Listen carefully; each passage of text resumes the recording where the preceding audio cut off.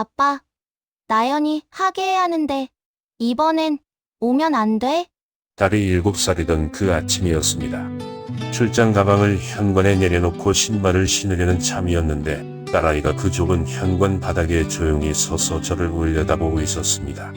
방금 잠에서 깬 얼굴로 머리카락이 아직 펑크러진 채로 두 손을 배꼽 앞에 가지런히 모으고서 그 작은 몸이 현관을 가득 채우는 것처럼 느껴졌습니다.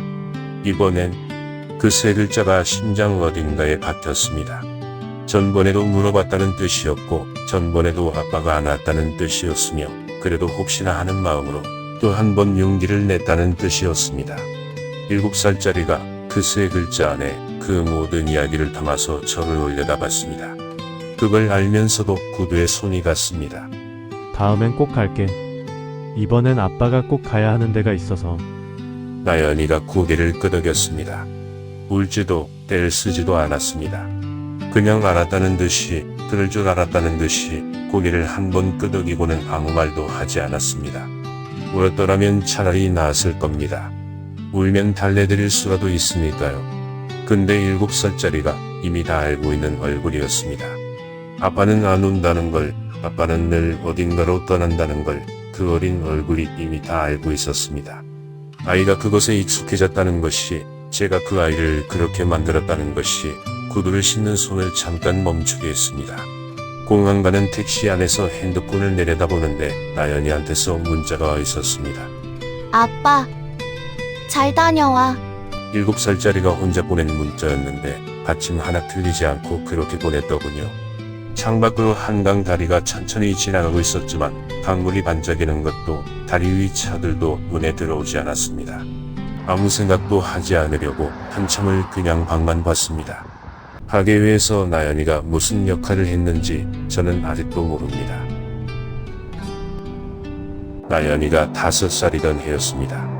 인천공항에 내려서 집으로 향하는 택시 안에서 핸드폰이 울렸는데 어머니 목소리가 평소 달랐습니다. 평생 그렇게 떨리는 목소리를 들어본 적도, 어머니가 그렇게 무너지는 소리를 낸 적도 한 번도 없었습니다. 사고가 났어. 병원으로 와. 그게 전부였고 어머니가 전화를 끊었습니다. 택시를 돌려 병원으로 향했습니다. 공항에서 병원까지 가는 그 시간이 얼마나 길었는지 모릅니다. 핸드폰을 들었다가 놨다가를 반복했는데 어디로 걸어야 할지도 몰랐습니다. 무슨 사고인지, 얼마나 다쳤는지, 누가 다쳤는지 아무것도 몰랐고 그냥 손이 떨렸습니다. 손이 떨리는데 그 이유를 모른다는 게 더 무서웠고 머릿속이 하얘지면서도 어딘가에서는 제발 이라는 말이 계속 맴돌았습니다. 응급실 문을 밀고 들어갔을 때 어머니가 나연이를 안고 구석에 앉아 계셨습니다. 저를 보자마자 나연이가 아주 작은 목소리로 아빠라고 했는데 5살짜리 목소리가 아닌 것 같았습니다. 눈이 빨갛게 부어 있었는데 소리 내어온 흔적이 아니라 울다 지쳐 말라버린 얼굴이었습니다.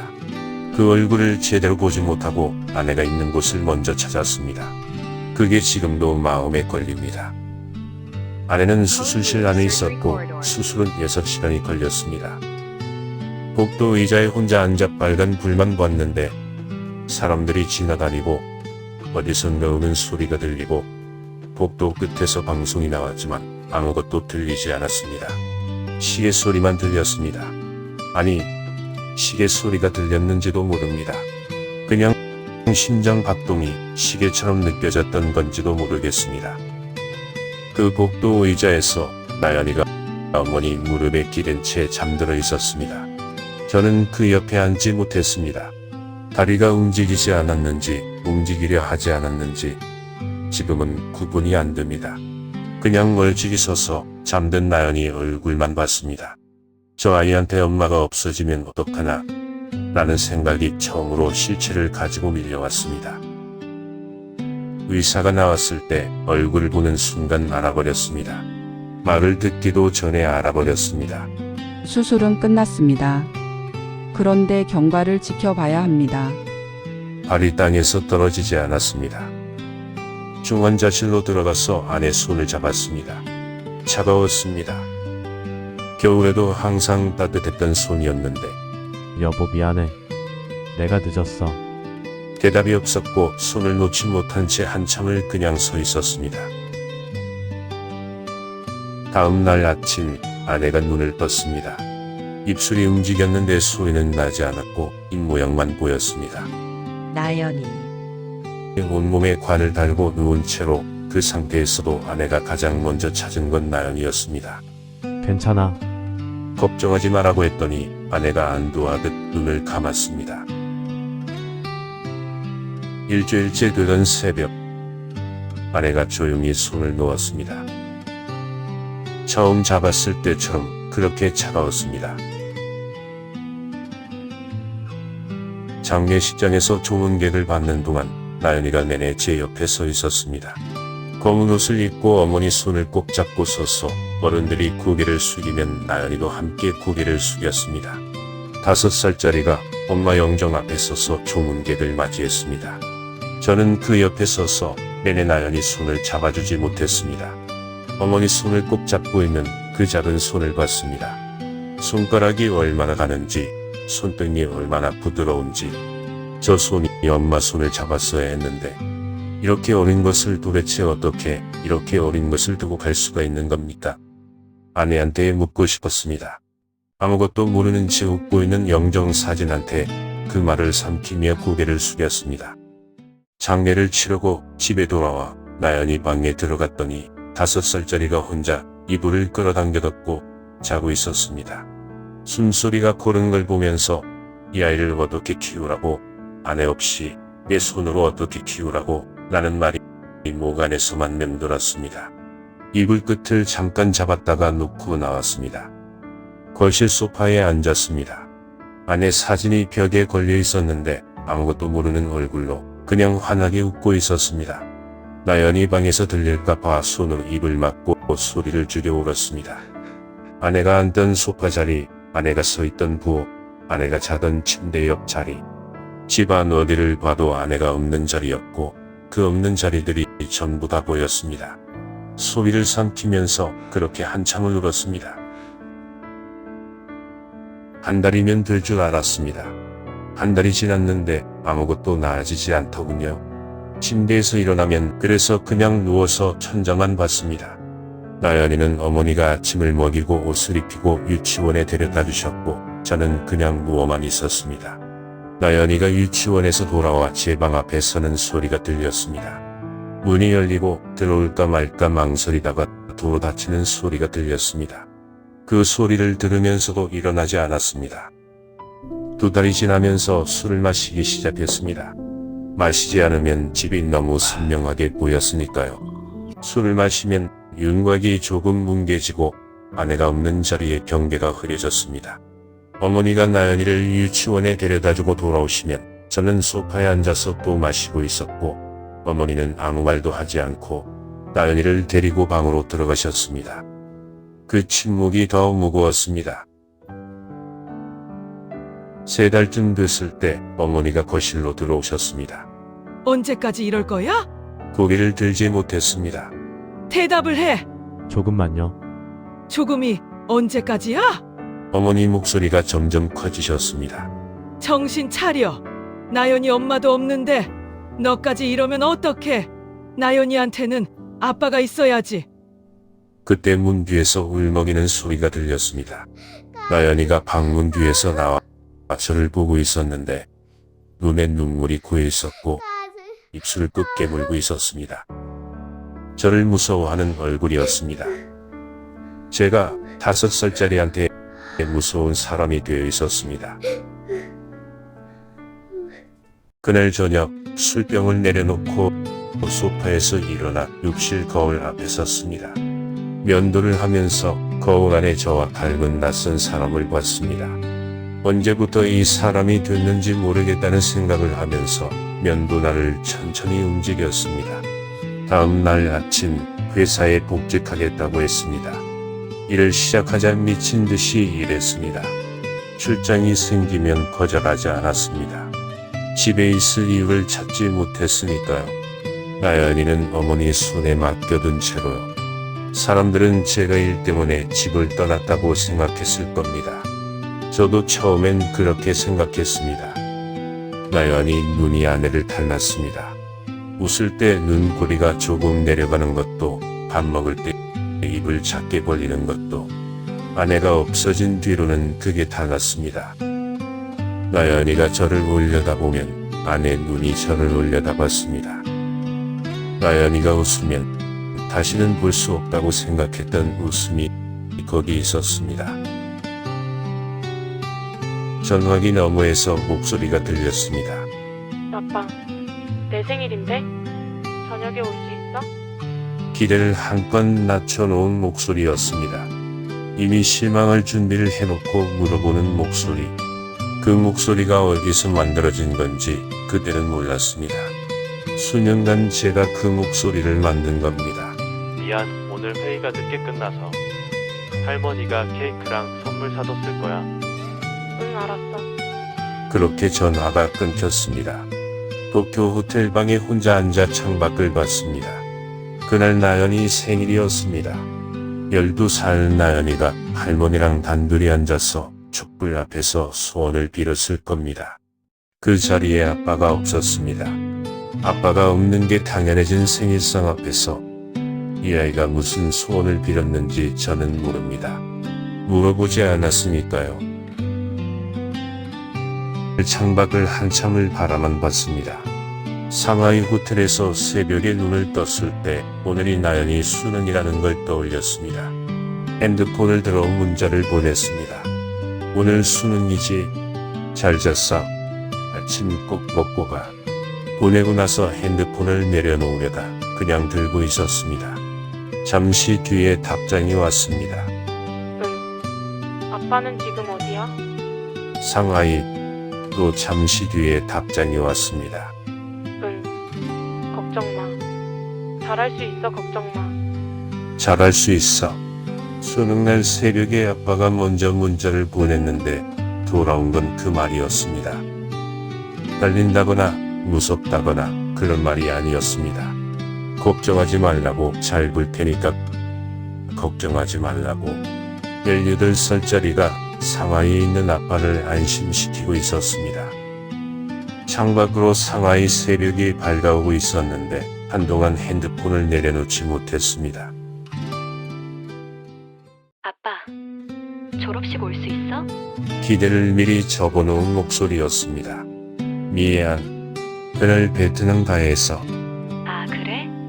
그럼 사진 찍어 보내줄게. 또 괜찮다고 했습니다. 학예회 때도 생일날도 이번에도 괜찮다는 말이 이 아이한테는 반사적으로 나오는 말이 됐습니다. 제가 그렇게 만들었습니다. 졸업식 날 나연이가 사진을 보내왔습니다. 학사모를 쓰고 웃고 있는 사진이었는데 옆에 어머니가 서 계셨습니다. 제 자리에 어머니가 서 계셨습니다. 나연이 웃음이 환한지 어색한지 사진으로는 알 수가 없었고 그 웃음이 어떤 웃음인지 알 수 없다는 것 자체가 또 하나의 빈자리였습니다. 사진을 한참을 바라만 봤습니다. 어머니랑 나연이 두 사람 사이에 딱 한 사람 들어갈 간격이 있었습니다. 어머니가 돌아가신 건 나연이가 25살 때였습니다. 새벽에 나연이 목소리로 전화가 왔습니다. 아빠, 할머니가 말을 잇지 못하는 목소리였습니다. 어머니를 잃은 슬픔도 있었지만 그 순간 먼저 떠오른 건 다른 것이었습니다. 또 라는 생각이었습니다. 또 제가 없었다는 것이었고 나연이가 또 혼자 그 밤을 버텼다는 것이었습니다. 첫 비행기를 탔습니다. 장례식장에 도착했을 때 나연이가 거기 있었습니다. 얼마나 울었는지 눈이 퉁퉁 부어 있었고 저를 보자마자 먼저 울었습니다. 그제야 저도 울었습니다. 뭐라고 말을 해야 하는데 아무 말도 나오지 않았습니다. 그냥 등을 두드리는 것밖에 할 수 없었습니다. 나연이 결혼식입니다. 새벽 4시에 눈이 떠졌습니다. 수십 년을 출장 다니면서 몸에 새겨진 시간입니다. 거실로 나왔더니 나연이 방불이 꺼져 있었습니다. 나연이 방 앞으로 걸어갔습니다. 그냥 발이 가게 됐습니다. 오늘은 누크를 하려고 손을 들어 올렸는데 그 손이 문에 닿지 않았습니다. 오늘은 들어가서 뭐라고 해야 하나요? 오늘 이 아이가 시집을 가는데 아버지로서 해줄 말이 고작 잘 잤어 한마디뿐인가요? 학예에 못 간 것, 생일 못 챙긴 것, 수능날 상하이에 있었던 것, 졸업식을 어머니랑만 찍게 한 것, 그 모든 걸 오늘 처음 꺼내면 그게 맞는 건지 모르겠습니다. 미안하다는 말이 목 안에 가득 차 있었습니다. 오늘 밤은 그 말을 꺼낼 수가 없었습니다. 그냥 문 앞에 서 있었습니다. 그때 문이 열렸습니다. 나연이가 차가 깬 얼굴로 저를 보고 있었습니다. 아빠, 거기 있었어? 잠이 안 왔어. 나연이가 먼저 문을 열어줬습니다. 들어와. 나연이 방에 들어갔습니다. 책상 위에 내일 쓸 머리핀이랑 향수병이 놓여 있었고 둘이 침대 끝에 나란히 앉아서 창밖으로 새벽 서울을 봤습니다. 한참 동안 아무 말도 없었는데 나연이 숨소리가 들렸습니다. 이렇게 가까이 앉아있는 게 얼마만인지 생각하다가 멈췄습니다. 세어보는 게 무서웠습니다. 아빠, 응, 나 내일 결혼해. 알아. 긴장되네. 괜찮아 그 말밖에 나오지 않았습니다. 이 아이가 평생 저한테 해온 그 말을 오늘 밤은 제가 하고 있었습니다. 나연이가 제 팔에 기댔습니다. 마지막으로 이 아이가 제 팔에 기댔던 게 언제였는지 기억이 나질 않았습니다. 결혼식장 대기실 문이 열리고 나연이가 나왔습니다. 한참을 그 자리에 서 있었습니다. 예쁘다는 말도 잘 컸다는 말도 고맙다는 말도 아무것도 나오지 않았습니다. 아빠, 왜 그래? 아니 울어? 아니 나연이가 웃으면서 먼저 손을 내밀었습니다. 손 줘. 이 아이가 또 먼저였습니다.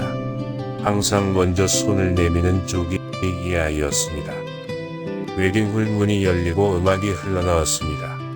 나연이 손을 잡고 걸었습니다. 한 걸음 한 걸음 발을 내디딜 때마다 엄마가 없어진 그날 밤 혼자 이불을 끌어당겨뒀고 술에 취한 아빠를 보고 입술을 꾹 깨물던 얼굴, 그 얼굴 하나가 저를 살렸습니다. 엄마 빈자리도 제대로 채워주지 못했습니다. 아빠의 자리도 있어주지 못했습니다. 한 번도 괜찮지 않았을 텐데 매번 괜찮다고 했던 아이, 그 손을 이제 잡고 있었습니다. 그 짧고도 긴 시간, 이제는 그 손을 내가 하지 못한 자리를 채워줄 사람에게 건넵니다. 친구들 사이에서 축하를 받으며 세상에서 가장 예쁜 신부가 차에 타려 했습니다. 그런데 나연이가 고개를 돌려 저를 봤습니다. 그리고 천천히 점점 빠르게 저한테로 걸어왔습니다. 아무 말도 없이 그냥 제 품에 안겼습니다. 어릴 때도 안아주지 못한 딸아이를 그제야 꼭 안아줬습니다. 이 아이 체온이 이렇게 따뜻하다는 걸 오늘에서야 알았습니다. 잘 살게. 아빠, 차가 보이지 않을 때까지 그 자리에 서 있었습니다. 어둠만 가득한 집안, 공기가 차가웠습니다. 나연이 방에 들어가 침대 끝에 앉아 주위를 둘러봤습니다. 머리핀도 향수병도 액자 속 웃음도 다 그대로인데 나연이만 없었습니다. 나연이랑 어머니가 둘이 웃고 있는 사진이었는데 제가 없는 자리에서 찍은 사진이었습니다. 손을 뻗어 침대를 만져보니 그 아이가 아직 거기 있는 것 같아 한참을 그러고 있었습니다. 일어서려는데 베개 옆에 편지가 놓여 있었습니다. 한참을 봉투를 들고만 있었습니다. 아빠에게 이렇게 편지를 쓰는 게 처음이네.